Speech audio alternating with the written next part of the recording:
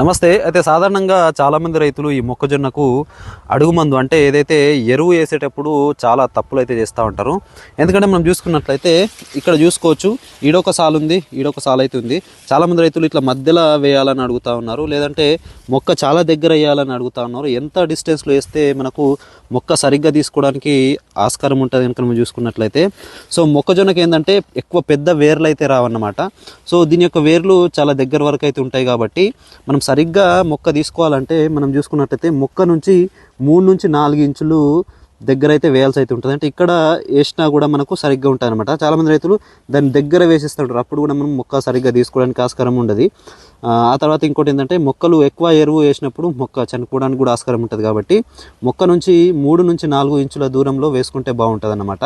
So సాల మధ్యలో వేసుకుంటే కూడా పర్ఫెక్ట్ అయితే కదా, అంటే మొక్కజొన్న పంట వరకు చెప్తా ఉన్నా. సో చాలా మధ్యలో వేయకూడదు, ఎక్కువ దగ్గర వేయకూడదు, 3 నుంచి 4 ఇంచుల దూరంలో అయితే వేయాల్సి అయితే ఉంటుంది. వేసేటప్పుడు ఖచ్చితంగా ఇది ఒకటైతే పాటించగలరు. సో ఇలాంటి అగ్రికల్చర్ ఇన్ఫర్మేషన్ కోసం మన ఛానల్ ఇప్పుడే ఫాలో చేయండి. Thank you.